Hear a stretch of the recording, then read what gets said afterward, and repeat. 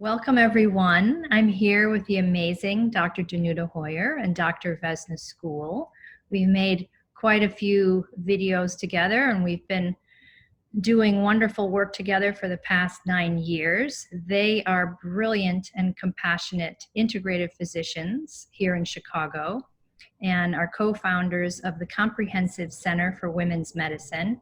I always tell my friends that I searched for them for many, many years. So those of you who are listening or watching this, you are very fortunate to be in their company. And I always learn from both of them. And I'm so happy you're here and that we have this opportunity to learn more. We are doing an update. Our last video regarding COVID-19 that we made was the middle of April, and things have changed. We're very fortunate the three of us are in Chicago. Chicago is doing relatively well compared to other states in the United States. And I would say that part of that is definitely that we have Danuta and Vesna here in Chicago with us. So their great grace and their intelligence and their kindness and wisdom working with patients always makes a huge difference. So I'm going to turn it over to them. I'm going to start with a question or an invitation. So you two have been treating many patients during this time via telemedicine and in person.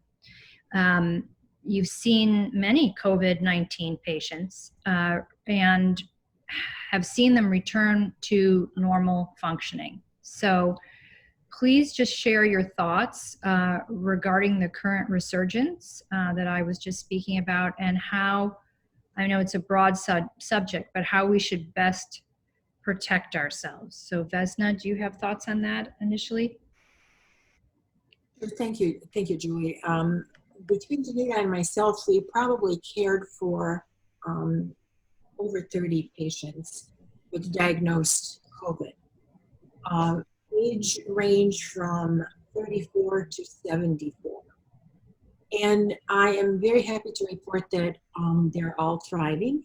Only one of them required brief hospitalization, and we've coached them through daily regimen of hand-holding and support through various manifestations of the same illness. This illness actually has many faces, and some were affected moderately and mildly, the younger ones typically, and we're seeing that now with the resurgence of the disease in younger individuals. It tends to be less severe, but nonetheless, there are others who are even teenagers and children, unfortunately, who have been requiring hospitalization, and obviously fatalities have occurred in a younger set as well. But why do I think our patients fared better? Well, for 9 years, as you mentioned, since we've all worked together, and we've used in our toolbox a very simple but sophisticated nutritional support regimen that supports the human neuroendocrine axis, immune system, and gut, and provides remarkable antioxidant protection. Many of our patients who did get ill were already taking these core nutritional supplements, which ameliorated the course of their illness. And it is very important to emphasize that balancing the immune system and supporting the gastrointestinal system is really key to facing any illness, any viral illness, and particularly we've proven that COVID can be tamed, if you will, if we face it with an intact immune system. Now, many of those patients who also continue to do well are supported by state-of-the-art epigenetic testing that provides the core nutritional supplementation that is suited particularly to their own needs, and then added to that green drink, the 3 or 4 additional supplements really make it palatable, easy to comply with, an effective way of protection and treatment.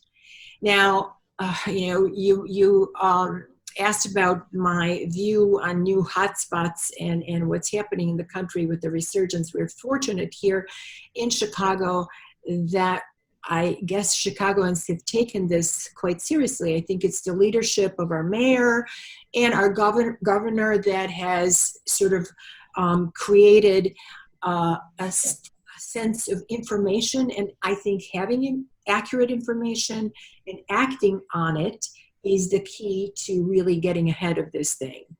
In the states where information was not readily available or shared or minimized by lack of modeling appropriate behaviors of facial coverings, social distancing, avoiding crowds, we're unfortunately seeing a situation that is at or above what New York was in February, March. So cannot emphasize enough the importance of practicing those, mantra of facial coverings, hand washing, social distancing, avoid unnecessary crowds. So, and of course, as you said, really strengthening now the immune system, because this is not a virus that is going away anytime soon. I understand, and the two of you can comment on that. There are a lot of anomalies.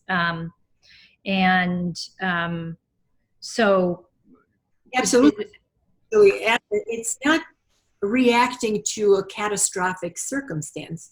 It's really getting ourselves vibrantly and healthy and supported, so that should we become infected, and think of it as if though you are, because asymptomatic transmission from people who do not appear ill is accounting for nearly half of the cases. So we're on high alert, not just when we may have been exposed, but at all times.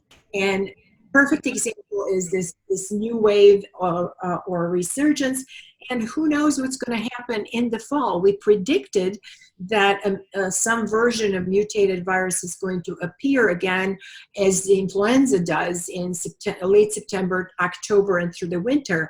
But we're not even done with this wave. So clearly, the way we support our reaction to any infectious disease is by strengthening our immune system. And we need to do that not episodically, not reactively, but proactively, now and always.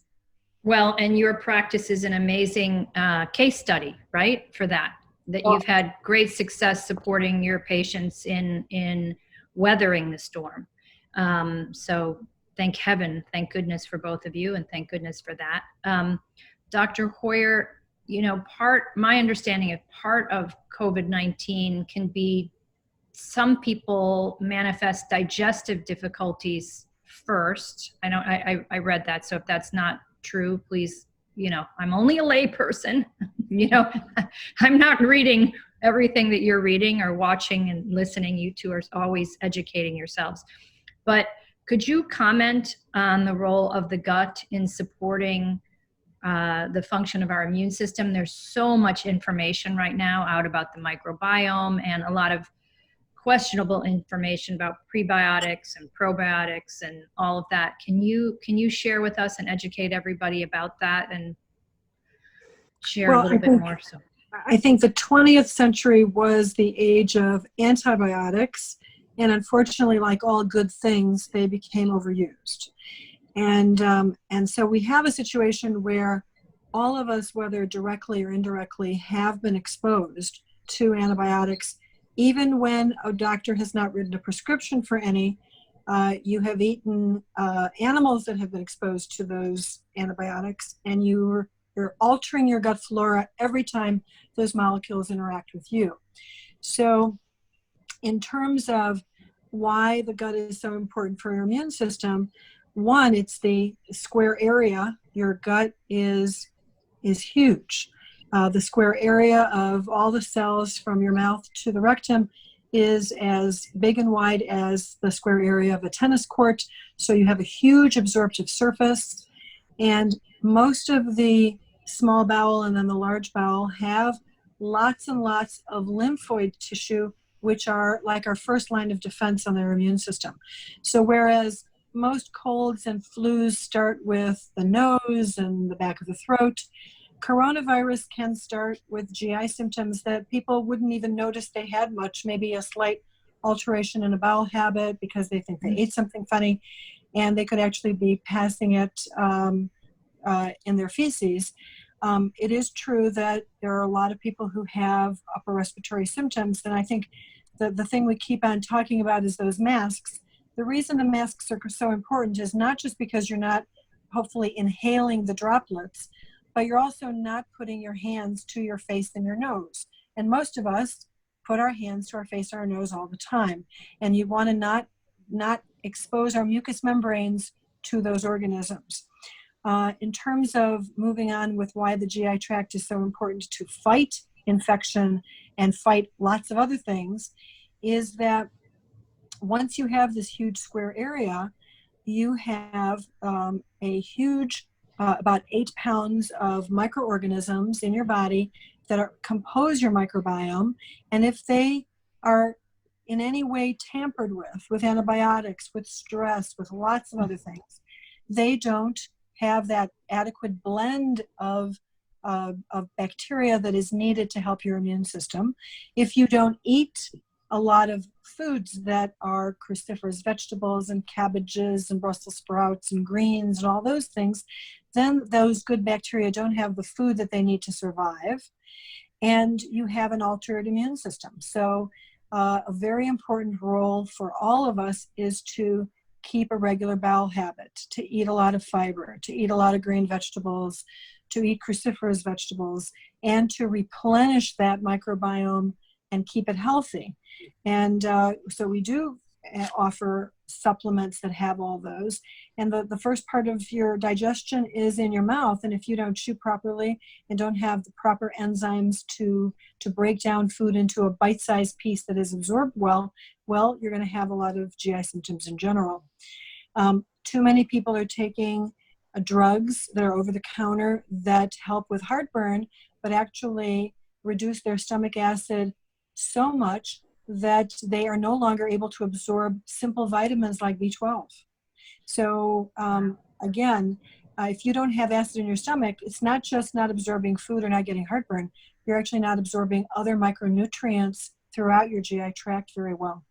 So in a nutshell, your GI tract is very important, and it's part of the a holistic approach to better health in general. We often say in internal medicine, in integrative medicine, that if you're looking for a diagnosis or a unifying diagnosis of why a person isn't feeling well, start with the gut. Right. And I mean, being, closer to 60 than I am to 50, I mean, how many people haven't had at least one round of antibiotics, right? And it's just unheard of. Right. So everybody has an altered microbiome, right? And as we age too, we just don't have the gut support that we used to even to digest our food, right? And then there are also not appropriate nutrients in the ground. I mean, right, in the soil. So I see that neither of you are kind of commenting on that, but I mean, I'm hoping that's accurate information, but I do feel like, there are, oops, Danuta, we lost your visual. Okay. And it's wonderful that you can now actually take prebiotic, probiotics, and digestive enzymes and anti-inflammatories that support the gut. So that's wonderful that both of you offer. So, yeah. It's also important to know that you need a variety of good bacteria, and you need to get them to the gut. Very often people are taking multi-million units of bacteria only to have them quashed by your stomach acid in the stomach and not getting to where they're supposed to go. So you really need to have spore-based bacteria that will make it down there, and you need to have the food that they need to survive with to optimally improve your GI tract. Fantastic. So appropriate pre and probiotics, and that's great. So I had a friend post on Instagram a few days ago. She lives in Wicker Park, a long line of people waiting at urgent care. And I would say, in assessment of the photograph, that most of those people were 18 to 30. Really 18 to 30. And I live close to an urgent care center here in Chicago too. And I've driven by 3 times in the past week, and I wasn't seeing lines there at all up until just recently, right? And again, I'm noticing, sorry to say, but the demographic there is 18 to 30. So are we getting, I mean, what's happening there? Are we getting any closer to ease with testing? I mean, I know the numbers. I mean, I do read a lot about it. My understanding is not so much. So are we getting closer to ease with testing here in Chicago, in the state of Illinois, around the country? And what about the antibodies? But there seems to be a lot of discussion about, antibodies, and I think I have some friends who are tested who think they had COVID but don't test positive for antibodies. So I know I've had those discussions with Vesna, so I'd love for you to comment on that for other people. Thank you. Jules, I too have indirectly through a patient experience that those same and the average of about 4 hours of being in line before testing became available to a patient of mine at a North Avenue clinic. To summarize it, we do not have adequate testing capabilities yet. Although one would think that everybody has the ability to get tested, it is improving, but it's not good enough. And as to the demos of those waiting to get tested, well, just yesterday, the entire team, I'm not sure which sport, at Lake Zurich High School near Danuta out there, was tested, and there were multiple young individuals, these are high school kids, who tested positive. Immediately, there were long lines in the parking lot of the school. They set up the free testing where all of the families got tested, everybody in the community got tested. But the problem, even when you have a situation like this, is that the turnaround time on obtaining results is still not good enough. And if people don't self-quarantine, think that you may have been exposed or you may actually have an illness, it is incredibly important not to spread the wealth, so to speak. So practicing conscious social behavior and not getting into contact with others while waiting for the results is incredibly important. That cannot be overemphasized. And it isn't, unfortunately, happening because, as you point out, many of those waiting to get tested are, in the age group of teens to 40. And I am going to probably say something that is not politically correct, but I'm going to say it anyway. Millennial culture is not necessarily one that embraces graceful treatment of their elders. They won't get sick, so they don't care. I've heard it from my patients. Wow. I've heard it, from patients who are coming in and are surrounded by young people. It cannot be overemphasized how important it is to stress the behaviors that, just simply mean that we care about one another. So getting back to the ease of testing, it's not readily available. The turnaround time is up to 5 days, and you're lucky if you get a test in 48 hours, depending on what part of the metro area you're in. And then that's about the PCR testing, the testing of the presence or the right. virus. But getting back to the antibodies, there isn't yet a test that is reliable with highest sensitivity and specificity for the virus that would ensure that if you are negative, you're truly negative. Mm-hmm. And if you are positive, showing antibodies, that too may provide some sense of security, at least for a short period of time, but we don't know how long that immunity is going to last and what really it means in the long run. So while I would love to be able to offer every patient that walks into our door a simple finger stick type test that just like the pregnancy test in 2 to 5 minutes, either turns positive or turns negative. And while such testing is available, the specificity and sensitivity is not such that we would truly believe in a positive or a negative result. So that brings us back to, again, how do we act? We act with social consciousness. We cover our face.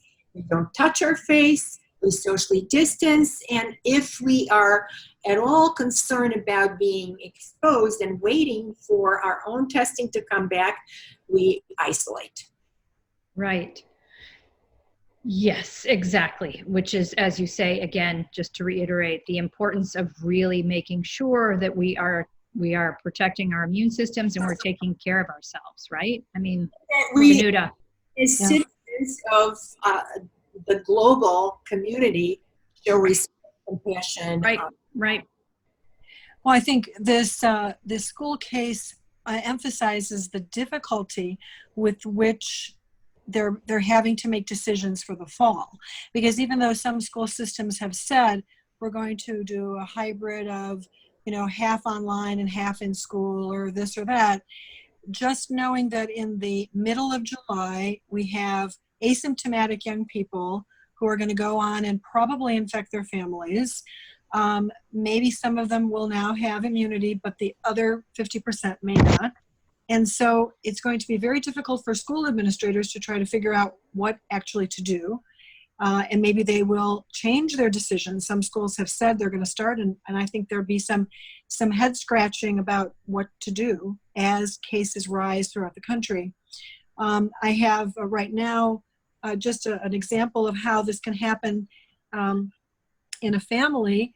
One 21-year-old went to Arizona with 100 other guys, and they came back and 10 of them were positive. Before he knew he was positive, he lived in a house with his mother, father, and 2 sisters. Everyone but the one sister is positive. The patient is the grandmother who lives next door, who hasn't had any exposure because he was out of town, but she's worried sick that the rest of her entire family has COVID next door. So this is how people have to think about how this thing travels around.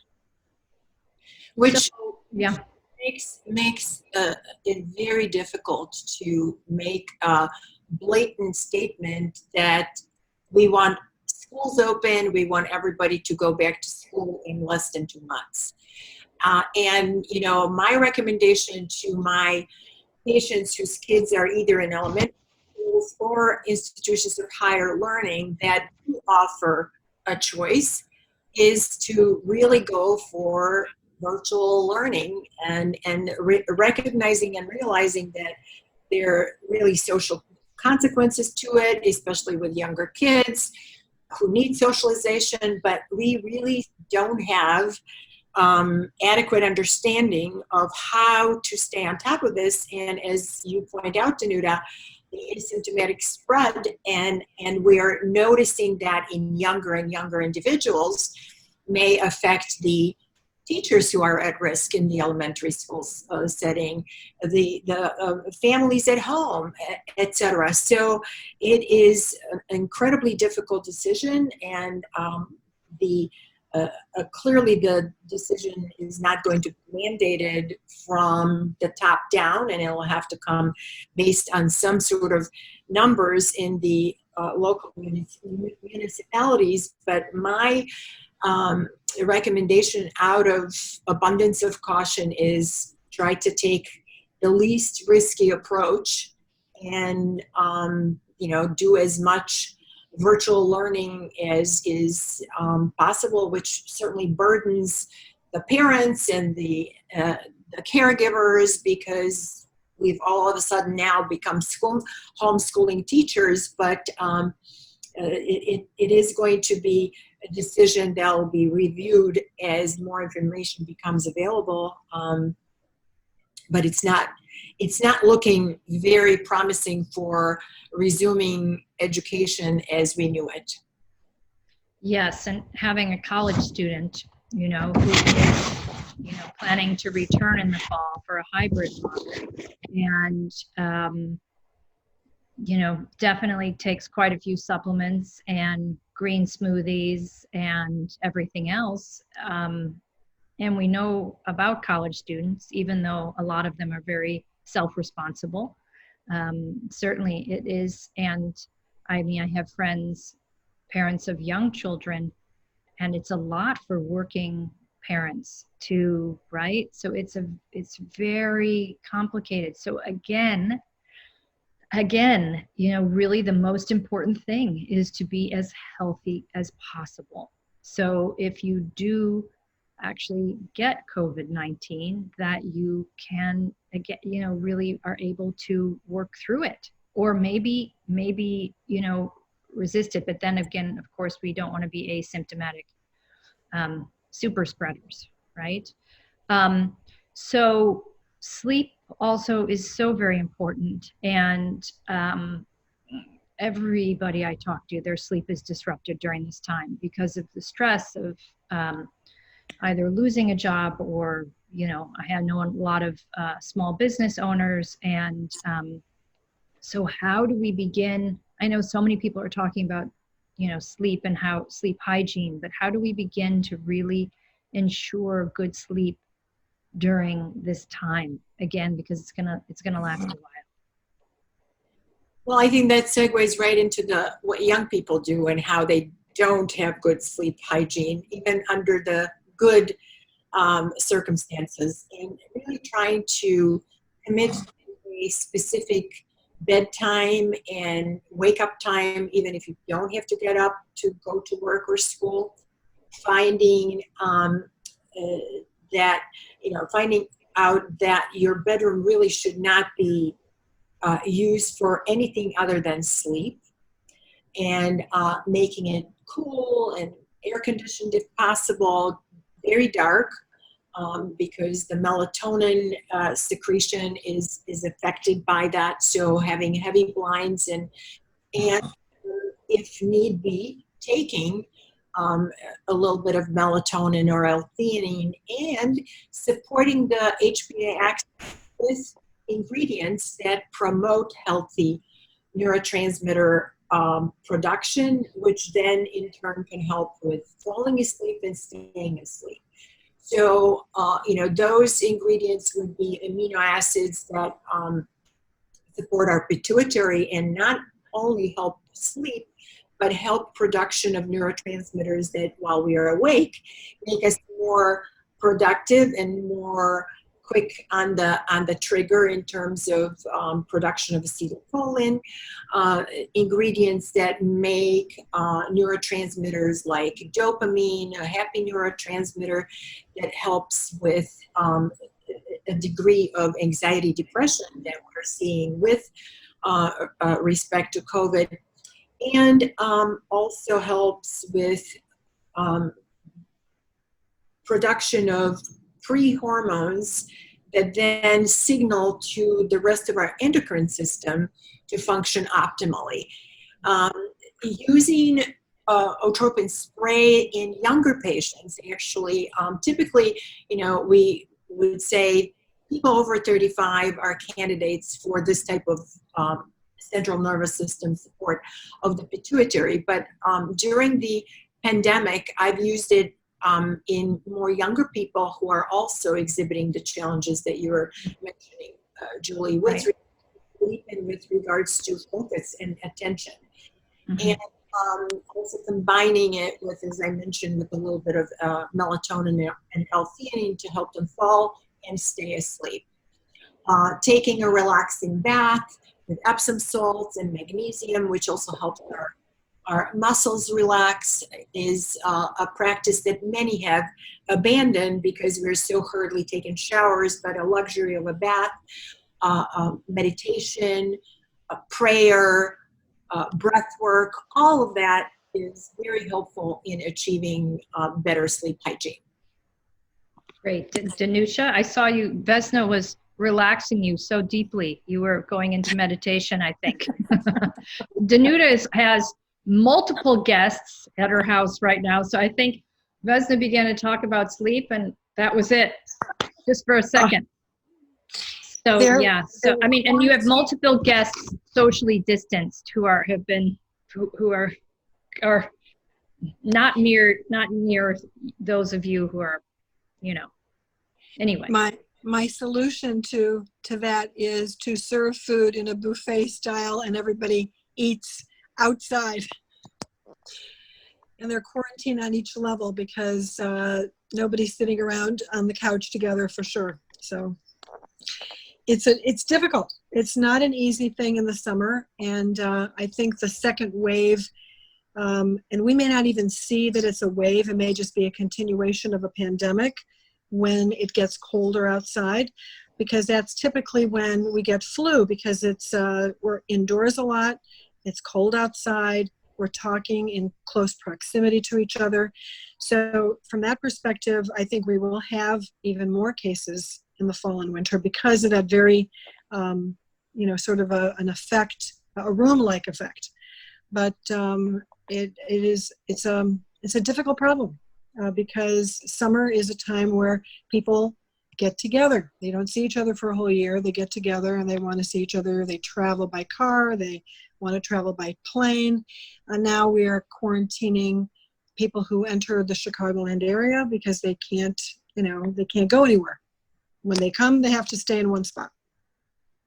Right. I mean, I have friends who are in Florida who canceled everything because, they would have to be quarantined in their home for 2 weeks. So they're going to stay in Florida, which of course they really wanted to leave Florida, obviously.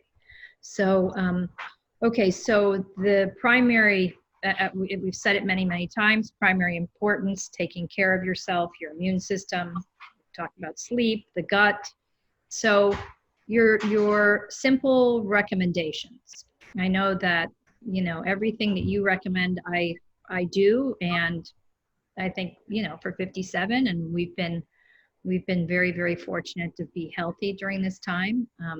And I feel very fortunate that I'm in contact with both of you because that is a great feeling of security. So I encourage those of you who, Vesna and Danuta do see patients long distance. So I encourage those of you who would like to see them, please do, and I'll share their website shortly because it's very nice to be able to call somebody and have a practitioner who, first of all, listens to you during non-times of pandemic, but during times of pandemic, certainly to have somebody who's available to hold your hand, as Vesna said earlier, through any challenges or any concerns you may have about yourself or a family member. So anyway, nutritional support recommendations during this time and always. In a nutshell, it's going to be sleep because your body repairs while you're sleeping. Exercise because it will help you make all the feel-good neurotransmitters as well as maintaining your weight. You don't need COVID-19 pounds to be added to your waistline as we all sit near our computers all day long. You need a mostly whole food-based, organic, anti-inflammatory, green diet. And you have to have time for some entertainment. I'm sure that people are watching all sorts of interesting things on Netflix and television and YouTube. There are master classes that you can attend. There are lots of things you can be learning. I think being more reflective and saying, this is kind of like the whole world is in timeout. And in time out, maybe it's time to, declutter your house more, get rid of stuff and not buy more, or do the things that make you happy within your family unit a little bit more, and have time to laugh a little bit too. I mean, it's not all serious. Laughter is extremely beneficial to the immune system. They actually did a study a long time ago with medical students where they isolated a group in 2 different rooms. One group watched, serious opera, beautiful music, and the other group watched comedy.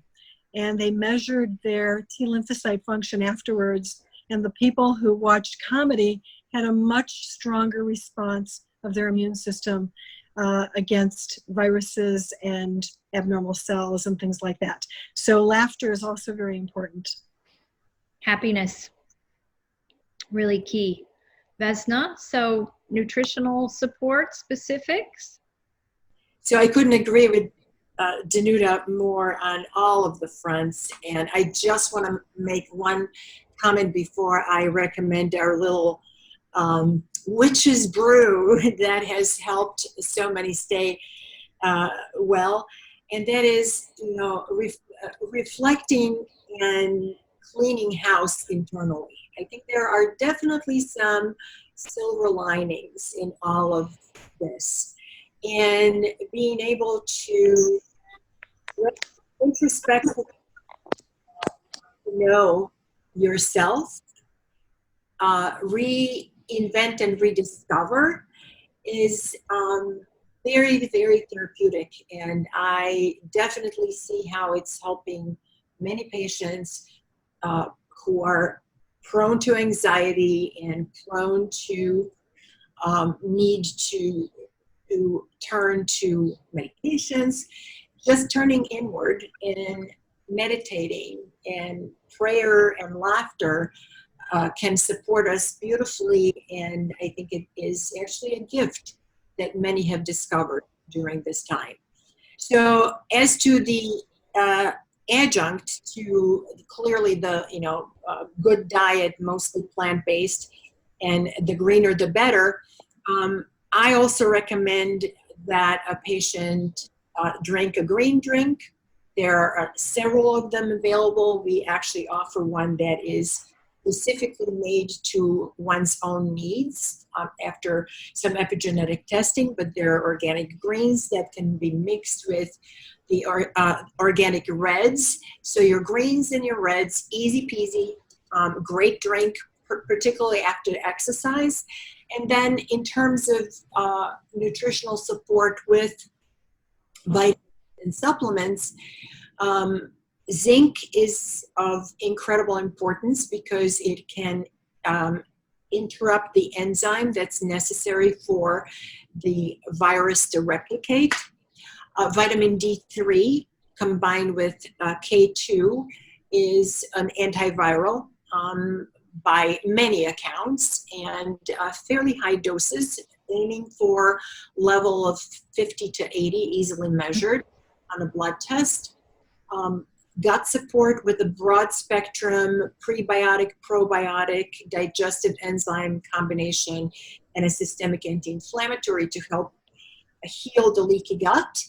And immunomodulation of our immune system, where we can boost the part of the immune system that is necessary to survey and recognize the invader, and then also augment the production of the scavengers, cells that actually remove the debris and or virus in this case, and have a potential for liver to be supported with daily detoxification, whether it be the viral particles or environmental pollutants that we're exposed to, is a key in a proper choice of an immunomodulating compound. And then vitamin C through fruits and vegetables, but in supplemental form, in some form of bioavailable liposomal is the best, between 2,000 and 4,000 milligrams a day.